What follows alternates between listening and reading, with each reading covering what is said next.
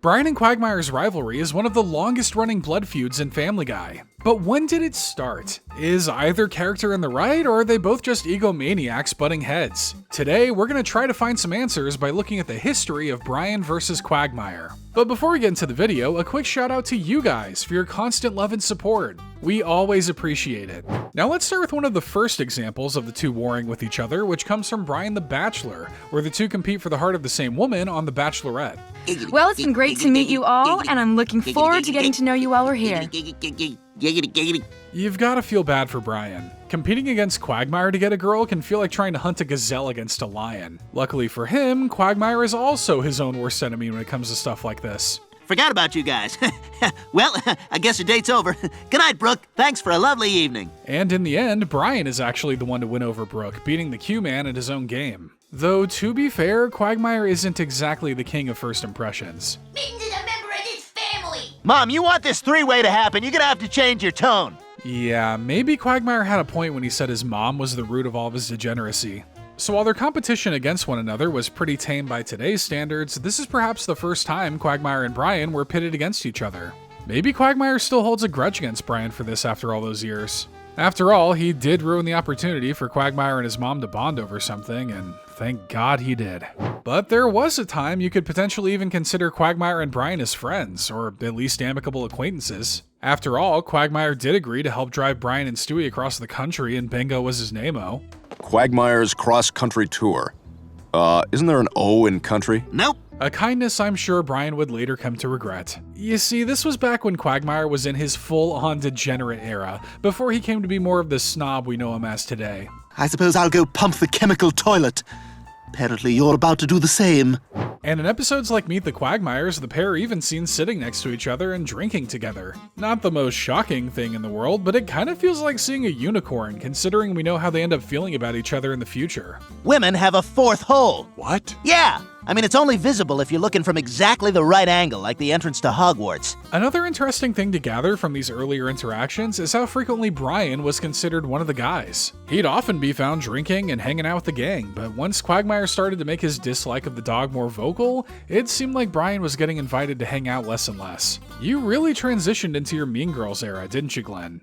Until you have a child, you do not understand. Okay? Jesus. And it was episodes like The Former Life of Brian that saw Quagmire start to really sour on Brian's company. Can't really blame him, as it's around this time when Brian started to get really insufferable. Brian, what would you do if Dylan was in a fire? Oh my god, oh no, oh my god, oh god, oh no. And while it's difficult to determine exactly what was the straw that broke the camel's back with Quagmire's perception of him, the last episode where they were on amicable terms, The Man with Two Brians, might just give us a little hint. Thanks for letting me stay here, Glenn. I hope I'm not in the way. No, it should be fine. Quagmire doesn't even like Brian looking at his house nowadays, so it's kind of surprising to see that at one point he was nice enough to let him stay with him. But that doesn't last long, as Quagmire's one request, which is not to comment on the leg of a girl he's inviting over, quickly gets broken. I mean, it's quite a sight, you know? I mean, when she's not looking, you should take a look at it, but good God, be discreet. To be fair, Brian wasn't the one to break this rule, but Quagmire still thinks it was him. And honestly, because this is one of the last times they're friendly towards one another, we'd like to think this is the moment that ruined Brian for Glenn. Look at our king, standing up against ableist D-bags like Brian. Oh, what happened to your leg? Damn it, Brian! And that brings us to the big one, Jerome is the new black. So this is pretty much recognized as the igniter that lit the powder keg that is their rivalry, with Brian learning from Peter that Quagmire doesn't like hanging out with him. Quagmire hates me? Hates you. I don't get it. Why wouldn't Quagmire like me? Because he thinks you're annoying. Don't worry, Brian. Quagmire has a comprehensive list to give you later on that can clear up any confusion. Also, I know this video is about Brian and Quagmire, but why does Peter not stand up for Brian in this situation? Apparently, man's best friend is just a one-way term, because Peter sure as hell doesn't feel the same way about Brian. Anyway, not satisfied with this, Brian tries his best to win Quagmire over.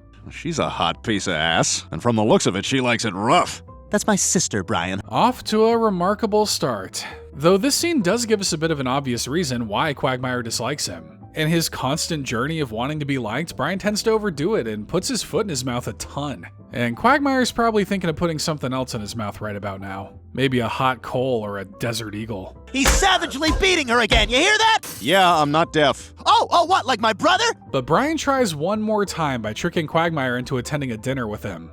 And there's no better bait than making him think the lost love of his life is the one who invited him. Cheryl was the one that got away. She was the great love of my life. I thought this was my chance to finally achieve some real happiness. Well, you know, they say that having dinner with your neighbor's dog elicits the same endorphin release as reuniting with the love of your life. No, I will not expand upon who they is. But when the dinner doesn't go very well, Quagmire decides to air out all of his grievances. How can you not like me? Okay, I'll tell you. So we've covered this rant a bunch on the channel, and while we usually use it as a chance to dunk on Brian, this time we want to look at where Quagmire can actually be viewed as a hypocrite for some of the things he says. For instance, Quagmire calls out Brian for hitting on Lois. You constantly hit on your best friend's wife. The man pays for your food and rescued you from certain death, and this is how you repay him? But Quagmire actually slept with a friend's wife when he had Loretta cheat on Cleveland in the Cleveland-Loretta Quagmire. All you do is date bimbos. Yeah, I date women for their bodies, but at least I'm honest about it. Except you're not. There have been several examples of Quagmire being dishonest about his intentions with women, from telling them he loved them to even using more unsavory tactics to get with them. Yeah, Brian's desire to date women dumber than him is definitely a power play, but let's not pretend that Quagmire's taking advantage of women isn't the same, if not worse. Which isn't nearly as bad as your failure as a father. How's that son of yours you never see? I don't know, Glenn. How are all of your children? It's pretty widely accepted that because of Quagmire's loose tendencies, he's fathered children all around the world. Heck, the episode before this literally sees Quagmire giving away his baby. You're just a big, sad, alcoholic bore. Yeah, well, okay, he kinda cooked him with that one. But while Quagmire had some genuine criticisms about Brian, a lot of his ammunition could also be fired back at himself. Like it or not, Quagmire and Brian are way more similar than they may realize, which kinda lessens Quagmire's whole takedown. Right message, wrong messenger. But Quagmire's issues with Brian would get a bit more personal after Brian ended up sleeping with his newly transitioned parent and Quagmire's dad. Brian. Ida. 2 more, please. So when Dan Quagmire became Ida Davis, Quagmire was initially struggling to accept the change, but later realized that Ida needed to do what makes her happy. Most people don't need to sleep with a narcissistic, self-absorbed dog to find happiness, but hey, to each their own. I couldn't be happier. Really? What's his name? No! Trust me, judging by the pool of vomit Brian left in Stewie's room, he's not happy about it either. But I do think Quagmire's a little thankful because this now finally gives him the opportunity to physically beat down Brian rather than verbally. Get out of there, you dirty little bastard! You're dead! That's unfortunate. We thought that judging by that clip of Quagmire at his mom's from Brian the Bachelor, Brian and Quagmire would have found an activity they have in common. But look, Ida and Brian are both consenting adults, so maybe once Quagmire gets over his initial rage, they can move on and handle this situation like adults too. Hey. I your dad. Oh yeah, they're gonna hate each other until the heat death of the universe. And the hostility between the two would continue to spill over at different gatherings and events, including the dinner murder party they both found themselves at, and then there were fewer. Go to hell, I backed out of that project willingly. Oh yeah, that's what every hack says. Neither of them could have been the murderer because there's a non-zero chance the two of them aren't at the top of each other's hit lists and would have been killed first. And things only got worse in Road to the North Pole when Brian tried to cut in line for Santa by acting like Quagmire's friend. Glenn? Glenn Quagmire? Wow, what are you doing here? Oh, hi Brian. Keep your cool, Glenn. You don't want to gift all these kids the image of a dog getting skinned alive right before Christmas. But when Brian mistakes his niece Abby for a boy, Quagmire can't help but make Brian feel lower than dirt. Her hair's short because of the chemotherapy. Uh-oh. Do you know how much talking it took to get her out of the house because of her no hair? And in traditional Brian fashion, he has to put his foot so far into his mouth that he's bound to be pooping out toenails later. I didn't know she was dying. Who said anything about dying? Uncle Glenn, am I dying? No, sweetheart, you're not dying. But Quagmire may just be changing his Christmas wish to pray that Brian gets in a car accident on the way home. But Quagmire would help fulfill Brian's wish to pick up chicks in Teeks for Two, though that just leads to the two into a war over their respective exes. Guess who has a date on Saturday? Not me. So to get better at winning over women, Brian reluctantly decides to go to a community class taught by Quagmire. Because I'm not trying to be a girl's Prince Charming. I'm trying to be that big mistake they made at the bar last night. Have you been to a bar lately? Cocktails are like $15. Just being at the bar is already a big mistake. But Brian goes through with the class anyway and is positively shocked to find that Quagmire's techniques didn't land him the next love of his life. Is that your... Yeah, how'd you like to get hit in the face with that?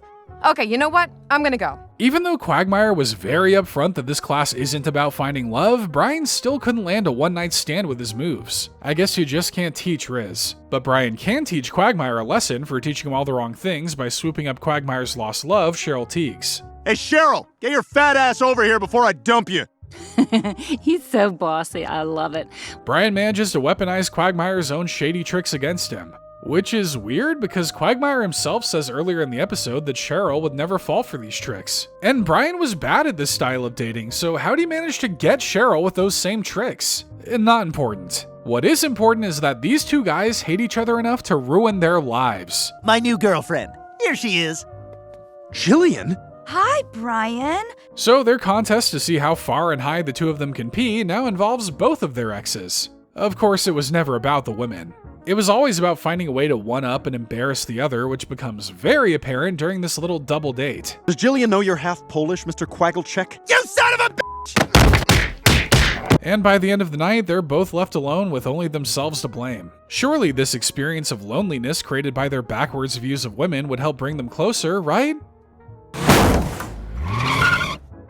Not exactly the kind of closeness we were talking about, but you know, going face to bumper is just one step away from shaking hands in our books.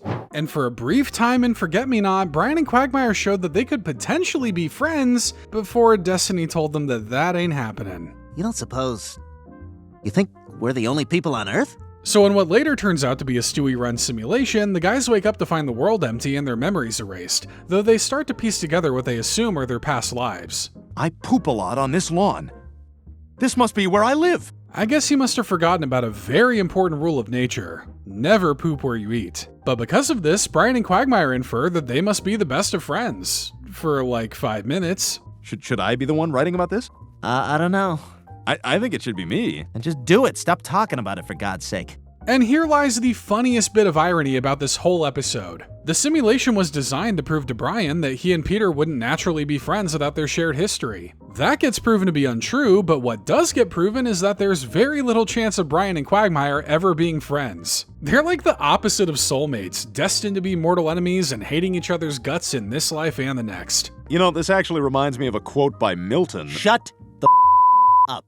And back in the real world, the two's very existence continued to annoy one another, like in 12 and a Half Angry Men, when Quagmire has to be reminded of Brian sleeping with Ida. This from the night you had with Quagmire's dad. Oh, come on! And even just Brian's hesitance to send a potentially innocent man to his death is enough to get under Quagmire's skin. Why can't you just be guillotine crazy like the rest of us, Brian? Life's boring, and we demand blood because we are good people. It's his fault we're still here. How is it you think you know everything anyway? You don't even understand your feelings for the mailman. Well, yeah, you just let a stranger drop things off at your house? Could be anything. It could be mail, or it could be an anthrax, shrapnel, glitter-filled, stinky IED. You really want to take that chance?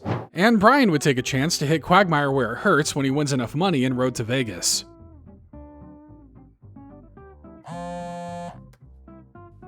Bold move to have a sniper do it, considering that a cat has 9 lives. You ever tried to hit something 9 times with a sniper rifle? I sure hope not, because I might have to start making some phone calls to the FBI if that's the case. And it's things like that which would have Quagmire not shedding even a single tear at Brian's funeral in Life of Brian.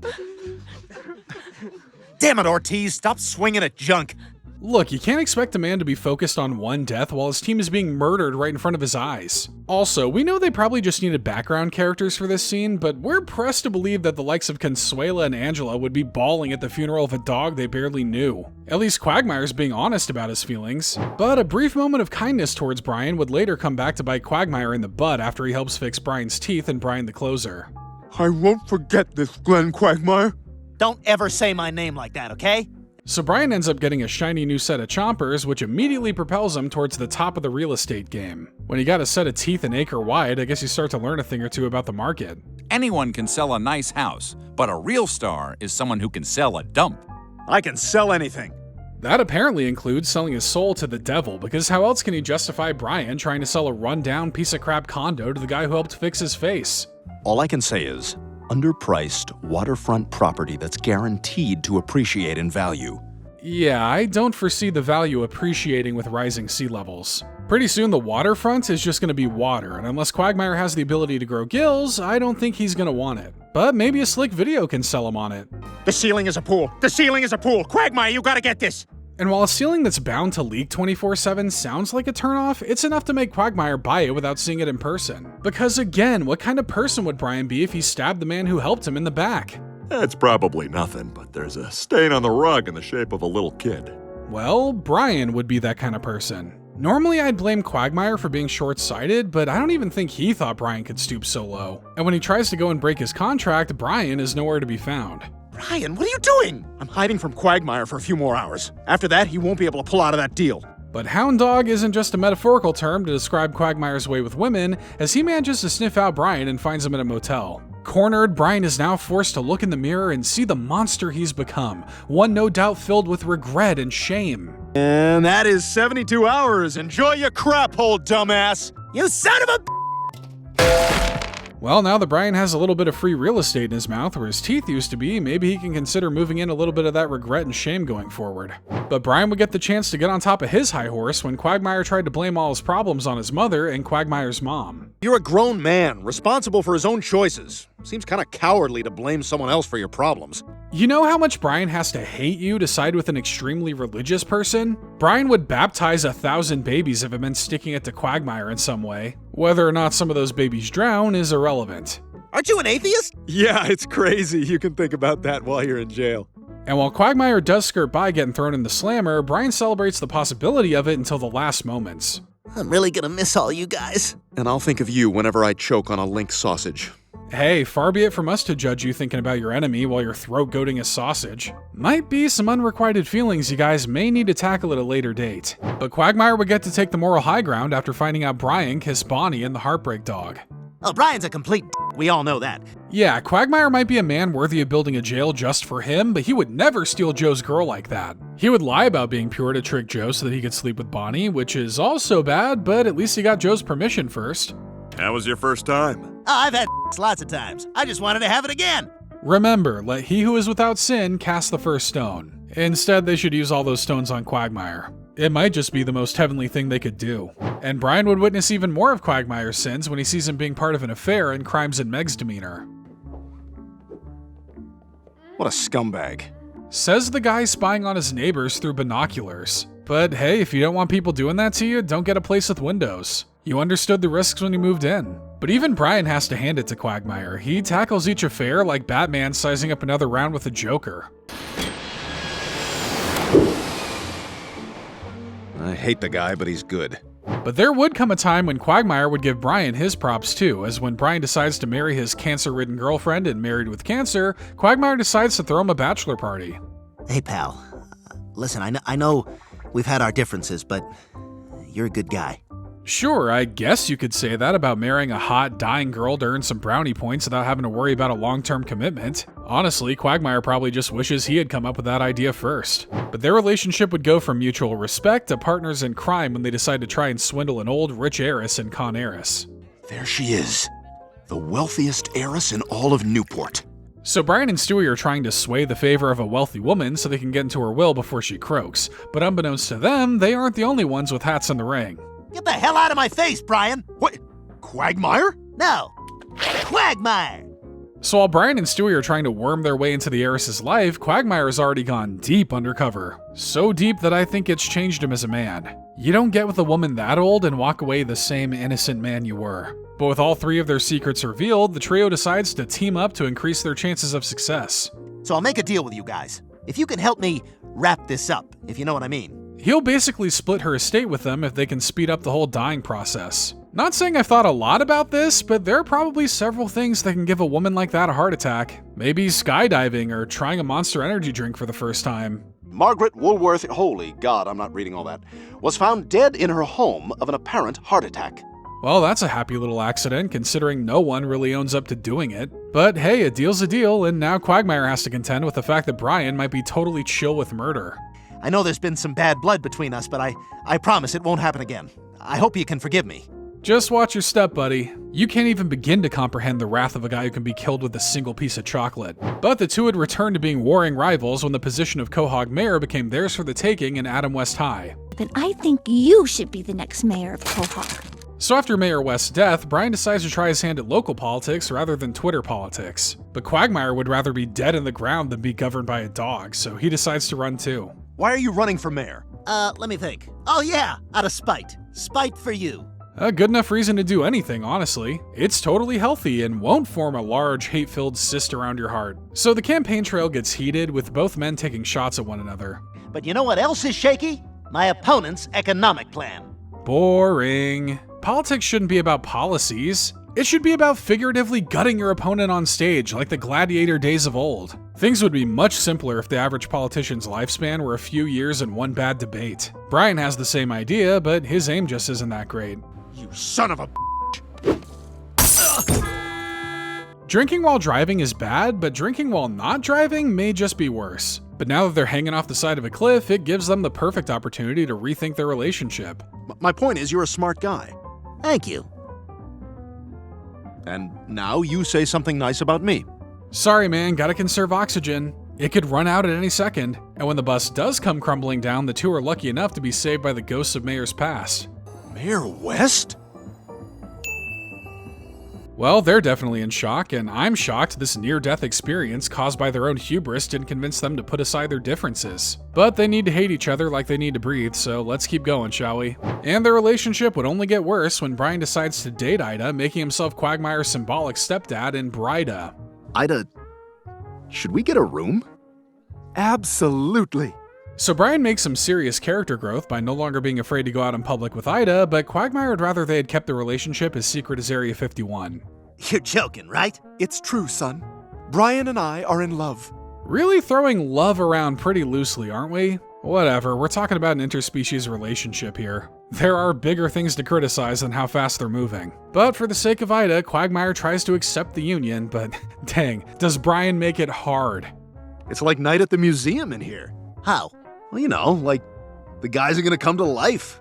The guy who's only seen Night at the Museum is getting a lot of Night at the Museum vibes here. Shocker. But despite Quagmire's somewhat best efforts, he just can't bring himself to accept Ida dating Brian. And now you've had time to adjust and your choice is Brian? Why in God Almighty would you choose him? Bless her heart, but Ida is not the sharpest tool in the already admittedly dull tool shed that is Quahog. But when it comes to choosing between her son and a dog she sleeps with every few months, she's gotta go with her son. I have to put my son first. But Ida, He's my son. I've made my decision. This has to be one of the more selfish slights Quagmire's made at Brian, interjecting himself into Brian's happiness because he knows he holds all the cards with Ida. Don't get me wrong, no one with a functioning brain should be dating Brian, but let Ida figure that out herself like a real adult. But Brian would strike back at Quagmire when he moved to get the latter's cat cafe shut down, leading to another bitter brawl and catfight. you can't open this place here. It's right next to my favorite bar. Go to hell, Brian. You don't own this block. So in order to crush Quagmire's dreams, Brian decides to report Quagmire's new cafe as a health hazard, shutting it down for the foreseeable future. You're closing the cafe? That's right. Thanks to you, I'm out of business. Honestly, we're kind of on Brian's side here. All that cat fur and fluff just floating through the air, falling into everyone's coffee? Why don't you just use Agent Orange if you're trying to wage chemical warfare on your customers? And yet, Brian doesn't seem to have the foresight to understand how this move will negatively impact him. The city has said that no animals of any kind are allowed in any public establishment. So what do you get when a dog can't have his booze and a cat fanatic can't push his obsession onto others? You get a fight that you can only hope takes both of them down together. What the? Nice moves, Quagmire, but nothing a dog with the dexterity of a teddy bear can't also do. And now time to make my getaway. And instead of just letting him bleed out and ending this feud once and for all, Quagmire decides to save Brian. So this leads the two to realize just how similar they are. Both wanted to be remembered for something good, Quagmire with his cafe and Brian with his writing. What they don't realize is that being an insufferable weirdo kind of makes having a fondly remembered legacy difficult to obtain. Oh well, no one got decapitated, so we guess we can call this a happy ending. And cats would once again be at the center of one of their spats as Brian learns he's actually got some cat blood in him and fecal matters. Oh my god, Brian! You're 1% cat! So rather than dwell on the unholy turn of events that led to his genetic makeup, Brian begins to fully adopt his ancestry, which annoys the town's biggest cat fanatic. What, you haven't heard? I found out I'm a cat. So, I guess you and I are cool. I actually think it's all the other things about you that hold more hate in his heart. But to call yourself a cat in front of the man that might actually be 1% cat just from pure exposure? Well, that's just committing blasphemy before a prophet. If you're really a cat, prove it by jumping off your roof. If you land on your feet safe and sound, I'll agree that you're a cat. Hey, if that cat from the sale video can do it, so can Brian. Then again, I don't really know what happened to that cat after the jump.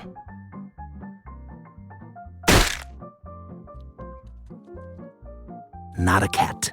Not much of a dog anymore either. More like a pile of viscera at this point. That'll teach Brian to embrace his true self.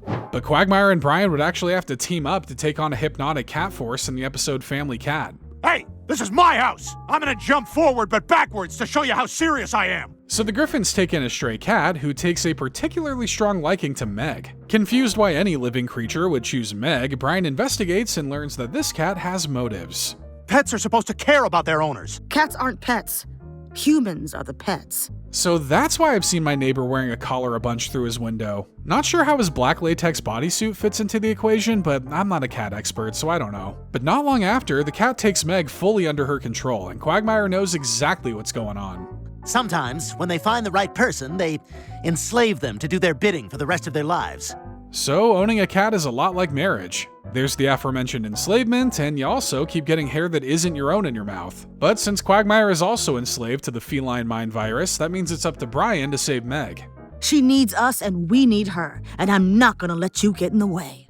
And try as he might, Brian just isn't strong enough to fight off the horde. Thankfully, Quagmire decides to give himself up in order to free Meg. He was already going down this path, but he just expedited it. Hey, making sweaters is a much better hobby than what he usually does. You have a family and a dog who care about you.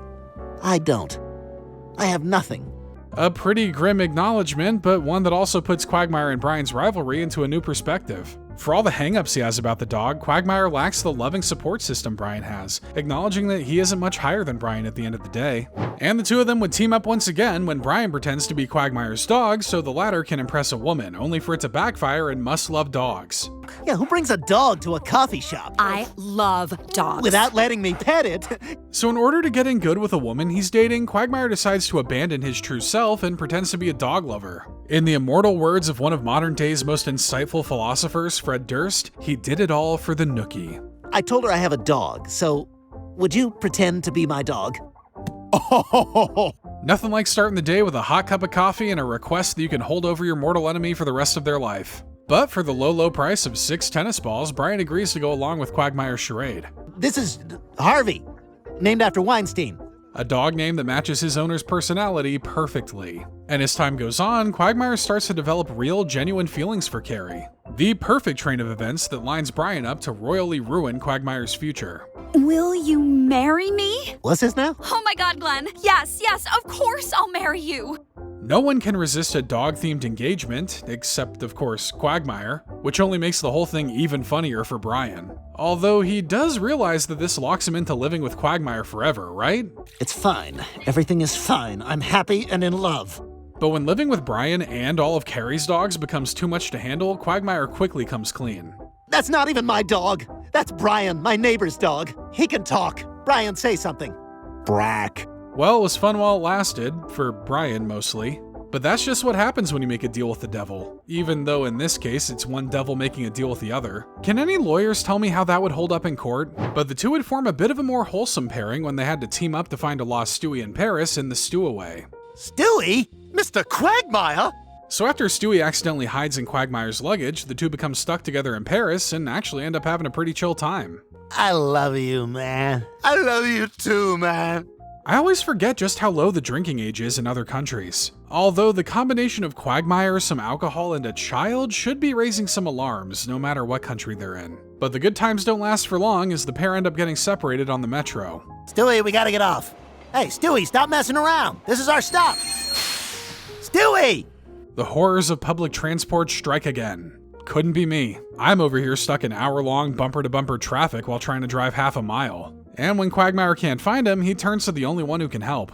Brian, you're the last guy I want to call, but you know Stewie better than anyone. It's true. Quagmire must have watched all those Road 2 episodes to figure that out. So after squeezing a first-class flight out of Quagmire, the two start to search the city for the baby. I'm a loser. I'd do anything to get him back. I really miss him. Despite this being a whole ordeal, I'd kinda be down to see more Quagmire and Stewie team-ups. They both have enough crimes under their belt to put them away for 100 lifetimes, so they make the perfect pair. But after enough time, Brian and Quagmire manage to track Stewie down in a cemetery. There's the best little travel buddy in the world! This is probably one of the sweetest instances of Quagmire and Brian putting aside their differences, all in the service of rescuing a baby. It's textbook feel-good storytelling, when in the past, the only thing that made them feel good would have been a punch to the other's skull. And that's exactly what Quagmire wanted to do to Brian after the latter became a hero and made Quagmire a national laughingstock in the episode Dog is My Co-Pilot. I'm taking over! No, Brian, don't you touch anything! Look, I got this! So Brian manages to land a plane while Quagmire is having a bathroom emergency, making both the talk of the country, though for entirely different reasons. You're the one who landed the plane, and you're the one who pooped in the sink. Don't worry, Glenn. You aren't the first sink pooper in history, and you surely aren't the last. Why, just now, I bet there's a tipsy fella in a pub etching himself into history as we speak. But eventually, this label completely breaks Quagmire. You know what? I quit! And in a rare moment of sincerity, Brian decides to give Quagmire his moment to be the hero. It just takes putting several civilians in harm's way. I may have unplugged his insulin pump, but I'm guessing somebody knows how to drive this thing. Because boats are very similar to planes. For instance, both give me terrible motion sickness. So yeah, they're exactly the same thing. Damn it, Brian, look what you did! What the hell were you thinking? I'm so sorry, Quagmire. But Quagmire did succeed at being the hero here. While reckless, Brian did try to do a nice thing for Quagmire. Couldn't think of a way to pull that off without injuring a bunch of people, but you can't put a hospital bill on helping someone. So that's the story of Brian and Quagmire, from acquaintances to enemies to occasional allies. Who do you root for when these two go at it? Let us know down in the comments, and be sure to leave a like and subscribe to the channel if you haven't already.